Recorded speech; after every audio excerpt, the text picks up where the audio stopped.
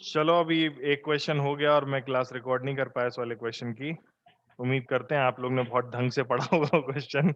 अब ये वाला है, अब ये उतना ताकतवर क्वेश्चन नहीं है जितना पिछला था। पिछले में तीन लोग इन्वॉल्व थे, डीलर ए, डीलर बी और कस्टमर सी। और इसमें केवल 2 ही लोग इन्वॉल्व हैं और उसमें तो हमें टेक्स्ट टुक्स भी कुछ नहीं पूछा, छोटी सी चीज पूछी है। आदित्य, टाइम पास क्या कर रहे हो? सवाल देखो जरा, बताओ क्या है। कैसे करेंगे सवाल, दिख रहा है तुम्हें? ठीक है, नजर वजर ठीक है? ठीक है, सवाल को एक बार देखो जरा, मैं जल लेकर के आता हूं अपने लिए।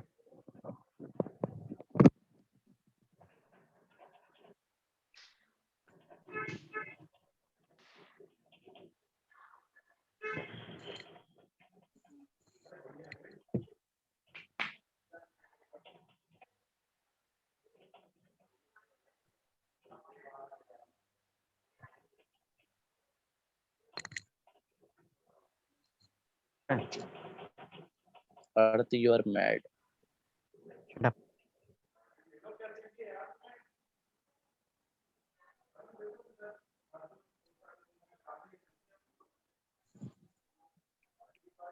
ढक्कन।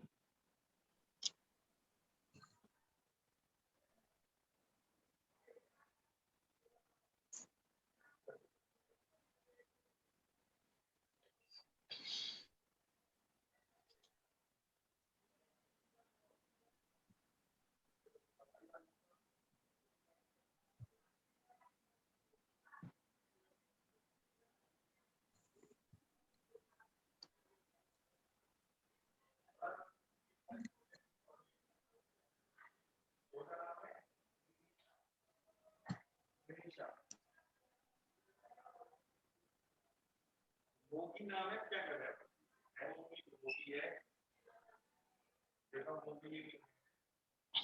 भी हो सकता था किसी का नाम।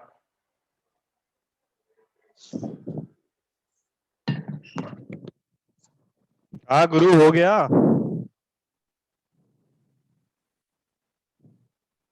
कर लो यार, तुम लोग भी ऐसे करोगे तो मजा नहीं आएगा, गलत ही कर दो। कभी भी आंसर क्वेश्चन तुरंत खत्म करके मत देखा करो, 2-3 सवाल होने के बाद आंसर देखा करो। एक सवाल, एक क्वेश्चन के बाद आंसर देखोगे दुखी हो जाओगे। मतलब सही हो गया तो खुश हो जाओगे, लेकिन ऐसा जरूर होगा एक ना एक गलत हो जाए तो फिर फंस जाओगे उसी में। तुरंत आंसर मत देखा करो।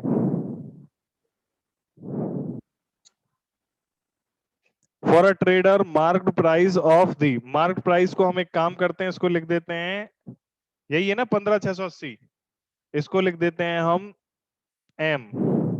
बस एम लिखते हैं, ठीक, एमपी नहीं लिखे, एम लिख रहे हैं छोटा। तो मार्क प्राइस एम है, एक्सक्लूसिव ऑफ जीएसटी, बिना जीएसटी के।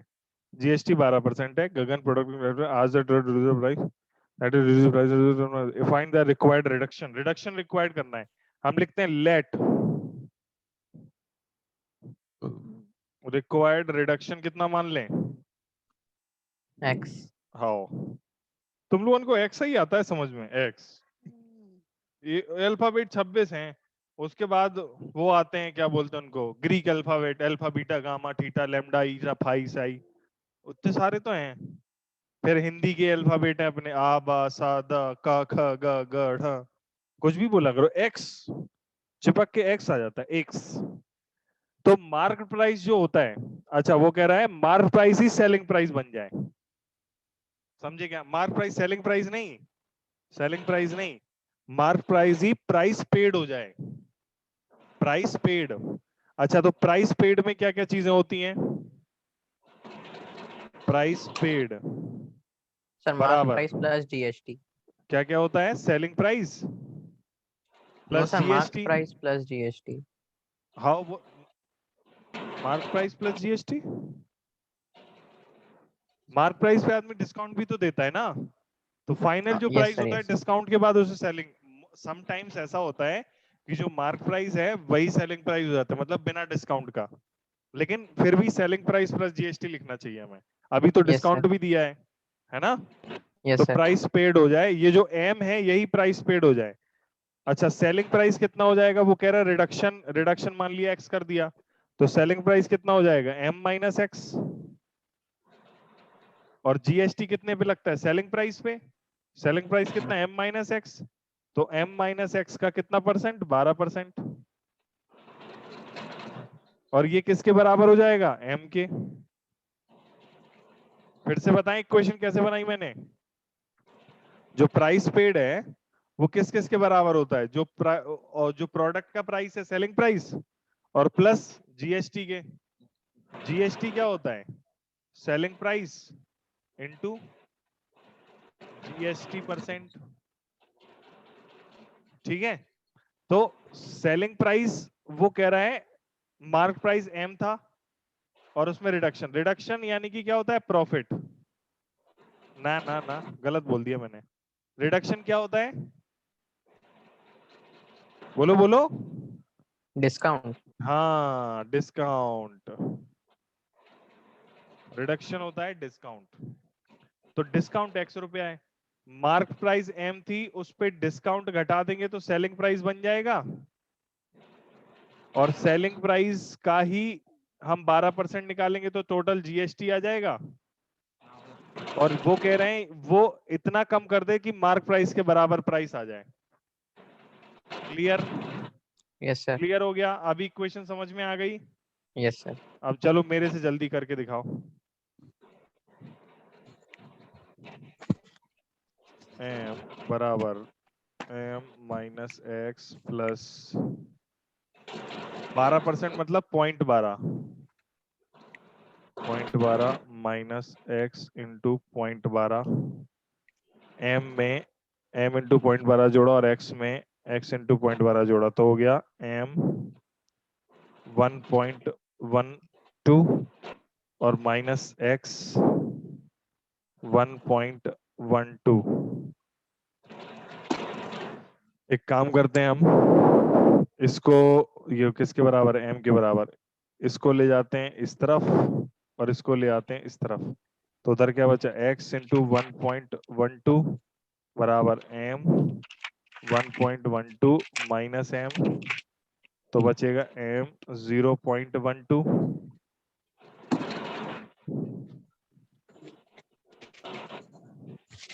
और x बराबर आ जाएगा हमारा 1.12, 12 से ये पॉइंट कट गया, 12 से ये कट रहा है क्या, नहीं कट रहा है, 2 से काट लो थोड़ा मोड़ा कट रहा है, तो m की वैल्यू लिख दो और 15,680,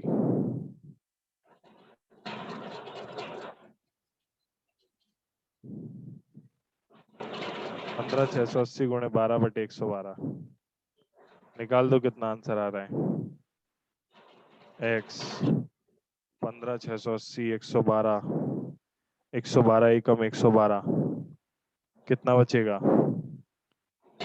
6 में से 2 गया 4, 5 में से गया 4, 44, 4 4 8, ओ कट गया, 112 से कटाइए एक बार और 4 बार, 140 बार जाएगा, 0 12 36 12 चौक 48, 12 कम 12 4 16, अरे वाह 1,680 रुपया लग गया। रिडक्शन कैसी रही,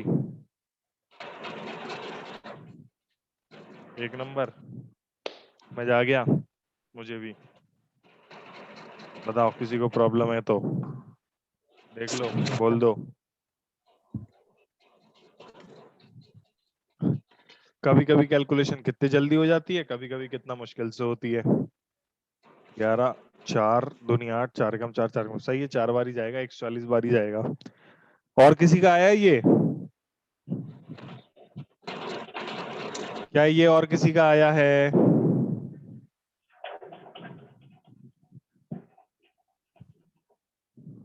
यस सर मेरा आ गया। आदित्य तुम्हारा आया, तुम दोनों का आ गया, कैलकुलेशन करी तुम दोनों ने।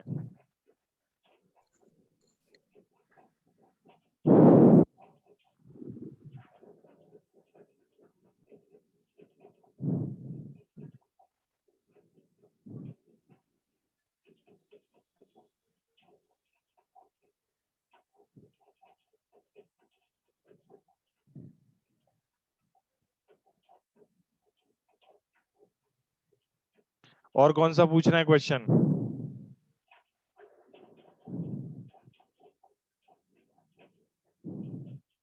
सर सेकंड बी एक्सरसाइज का है। सेकंड बी एक्सरसाइज का है, ओके। थर्ड। सेकंड बी का थर्ड।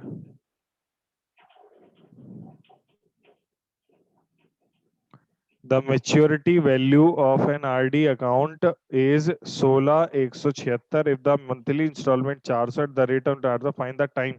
तो उसकी वैल्यू n की वैल्यू बतानी है यार बाबा। यस सर, अब वो मिडिल टर्म ब्रेक करने पे आ रहा था, लेकिन वो मिडिल टर्म ब्रेक नहीं हो रहा, वो बहुत बड़ा नंबर आ रहा। देख लेते हैं, अगर कैलकुलेशन ही दिक्कत है वो तो।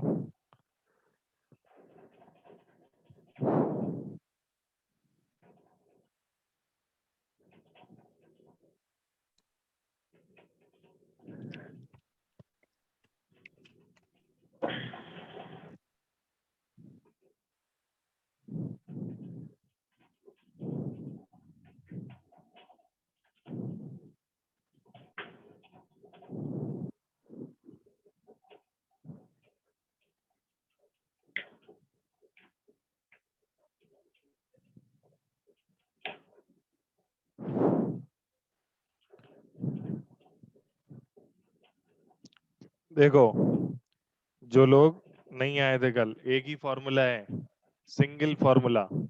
मैच्योरिटी का मतलब फाइनल पेमेंट कितना मिलेगा, ठीक है।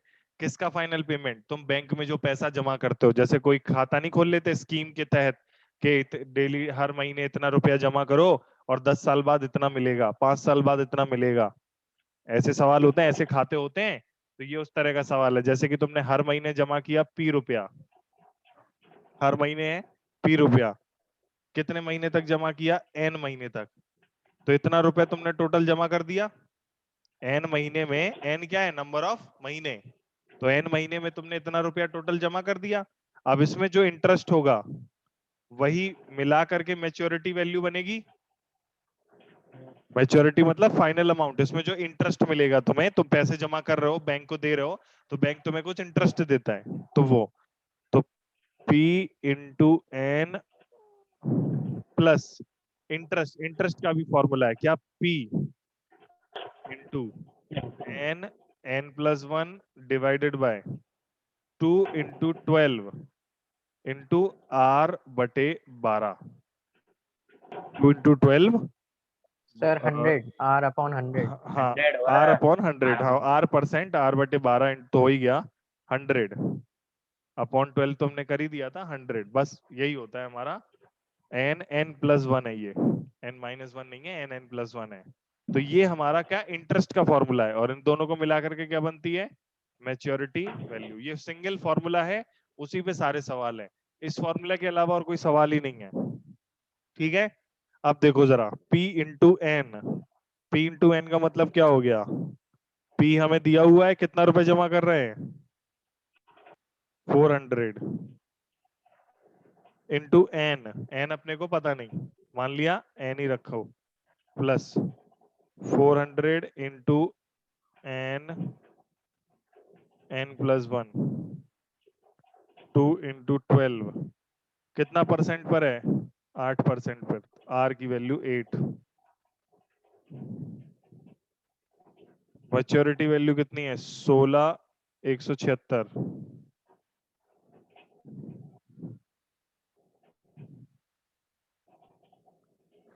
Okay, calculation. 2 से 12, 4 दूनी 12, 4 तिया 12, और कुछ नहीं। 2 से 400 काट दें क्या? ना, 2 से 2 ही काटते हैं हम पहले। 2 से 2 काट दो, ठीक है। तो नीचे बचा 300। ओके, 400 इंटू एन कॉमन ले लो, 400 इंटू एन कॉमन ले लो। अंदर क्या बचा? 400 एन पूरा ही ले लिया इसमें से, तो अंदर बचा 1 plus N plus 1 divided by, नीचे कितना बचा? 300, और ऊपर कितना बचा? कुछ भी नहीं, 400 एन कॉमन ले लिया, बराबर 16176। मुझे ऐसे लग रहा है कि 4 से कट सकता है ये 16176। तुम लोग को लग रहा है क्या ऐसा? 4 चौके 16, 4 चौके 16, 4 चौके 16 कट गया, देख लो कट जाएगा। कितने से कट रहा है बताओ। अच्छा देखें जरा, 444। पक्का यस सर। 444 से कट रहा है? फिर यस से सर। सोच लो, 444 से कट रहा है? नो सर, 40 हम्म 4 4 4044। 4044 इतने से कट रहा है, समझे? Yes sir. 4 से 44 से नहीं कट रहा है। जीरो नहीं लोगे, जैसे 4 4 जा 16 कट गया, बचा क्या 1। 1 तो नहीं कटेगा ना 4 से, तो जीरो लेकर के अगला अगला उतारोगे 7, 4 जा 16, ठीक है। फिर कितना बचा 1, मतलब वो आया 1, क्या बोलते हैं उसको, रिमाइंडर। रिमेनिंग 1, और 6 नीचे लिया, तो 4 4 जा 16, 4044 कट गया, ठीक। तो 4n, मतलब 4 टाइम्स कह रहा हूं मैं, 100 टाइम्स जाएगा ना बाबा ये। 100n एलसीएम ले लो, 300 इधर आएगा, 300 प्लस n प्लस 1, 2 जीरो से 2 जीरो उड़ गए, तो n का मल्टीप्लाई इसमें कर दो, n का मल्टीप्लाई इसमें कर दो, n का मल्टीप्लाई, अब 300 प्लस 1 301 कर लो, तो 301 n प्लस n स्क्वायर बराबर 3 का मल्टीप्लाई इसमें करो, 3 चौके 12, 3 चौके 12, 3 और 3 चौके 12, 12 13 2। अब इधर ले आओ, n square plus 301 n minus 12132 बराबर क्या, 0। ये हो गया हमारा क्या, इस वो क्वाड्रेटिक इक्वेशन। क्वाड्रेटिक इक्वेशन आती है सॉल्व करना? Yes sir. पढ़िए 9th में, 9th में थी क्या? पता नहीं सर। पता नहीं सर थी। मतलब, सर थी। थी ना 9th में? Yes sir. सर अब तो हो जाएगा, मेरा वाला बहुत बड़ा है आ रहा था। अब तो कैसे कट रहा है, ऐसे कैसे पता चला? मुझे नहीं पता चल रहा, तुम्हें कैसे पता चल रहा कट कैसे रहा? 12 132, 12 132 बना कैसे था? 4044 में 3 का गुणा करके, है ना? Yes sir. 4044 में 3 का गुणा करके, तो 1011 3 इंटू 4 1011। अरे भाई साहब यार, ये तो मजेदार तो नहीं आ रहा, ये कुछ अच्छा सा नहीं दिख रहा मुझे। कुछ अच्छा सा दिखना चाहिए ना। जब अच्छा सा नहीं दिखे तो एक और काम कर सकते हो ना तुम लोग, तो वो लगा लो, श्रीधराचार्य। श्रीधराचार्य फॉर्मूला पता है? No sir. No sir. जैसे इक्वेशन होती है क्वाड्रेटिक वाली, ax स्क्वायर प्लस bx प्लस c बराबर 0, तो x के जो रूट्स होते हैं वो होते हैं minus B plus minus under root B square minus 4ac divided by 2a। ये देखा कभी? No sir. किसी ने नहीं देखा? No sir. कभी नो नहीं सर। देखा? No sir. सर मैंने देखा, सर मैंने देखा। कहाँ देखा तुमने? सर गूगल पर। एक बार पढ़ा था मतलब पहले किधर पढ़ा था, नेट कौन पे। से चैप्टर में, कहाँ देखा? सर चैप्टर में नहीं, मतलब मैं एक क्वेश्चन देख रहा था ऑनलाइन, उसमें ये फॉर्मूला यूज किया था 9th क्लास में।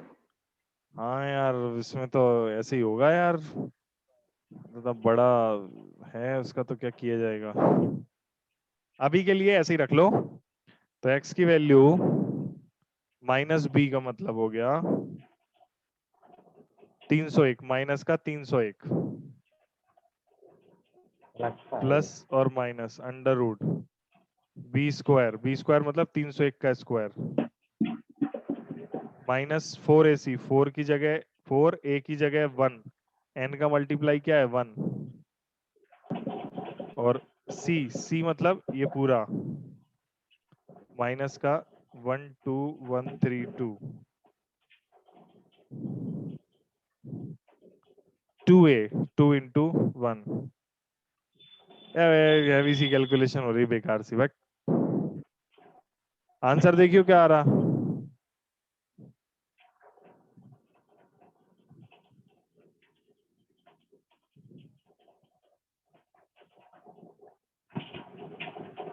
हैं? Sir 3 years। मतलब n की वैल्यू आ रही 36, तो n का एक रूट होगा 36।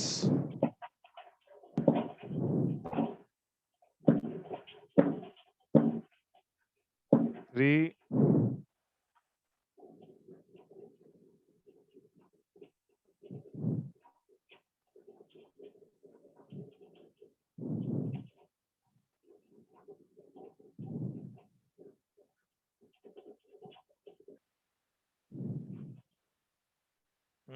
उधर ही बैठ जाओ उस वाली क्लास में। 337 का 36 में गुणा करना जरा, कितना आ रहा है? करो। 3736। हाँ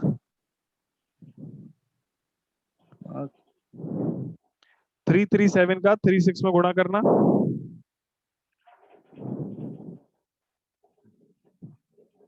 3 साल आ रहा है। 12 24 32 36। सर 12,132। हाँ, तो इसका करने की जरूरत नहीं है पूरा। इसको तीसरी धाराचार से मत करो तुम लोग। जब कैलकुलेशन में मेरे तोते उड़ गए तो तुम लोग के तो उड़ ही जाएंगे अब श्री धाराचार से। कैलकुलेशन करते करते ही तुम्हें आधा घंटा लग जाएगा। कफायत का सवाल हो गया, फिर बाकी सवाल कब करोगे? तो जो इसके रूट होंगे रेगुलर मेथड से करो। 337n माइनस 36n माइनस 12132 बराबर 0। मुझे ये बताओ, तुम लोग को 9th में चैप्टर था क्या ये वाला क्वाड्रेटिक वाला? बस मेरे को ये बताओ। यस यस सर, फैक्टराइजेशन था सर, फैक्टराइजेशन। हाँ जब तो 9th में क्वाड्रेटिक है तो आपके लिए एकदम नया कैसे है? एकदम बिल्कुल ऐसे लग रहा है जैसे कि पहली बार देख रहे हो क्वाड्रेटिक सर फॉर्मूला। पढ़ा नहीं। ये नहीं पढ़ा मतलब कि 9th ही नहीं पढ़ा? सर नहीं 9th सर, में मुझे तो आता है। हाँ, जिसने 9th बिल्कुल भी नहीं पढ़ा उसी को लग रहा होगा कि ये नहीं देखा है कभी। और अगर अभी नहीं देखा तो हमारे पास फिर से अभी क्वाड्रेटिक फॉर्मूला आएगा। क्वाड्रेटिक इक्वेशन पूरी जो श्रीधराचार्य फॉर्मूला मैंने लिखा था अभी, वो भी आएगा।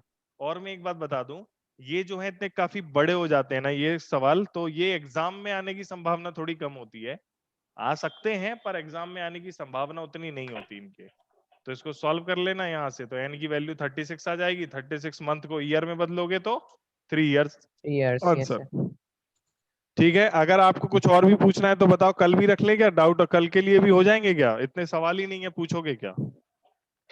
सर कल 3rd चैप्टर बता दीजिएगा। कल नेक्स्ट यस चैप्टर सर, कराएंगे। यस ठीक है sir. Okay, bye bye. Thank you sir. Welcome बेटा, bye. Thank you sir. Bye बेटा।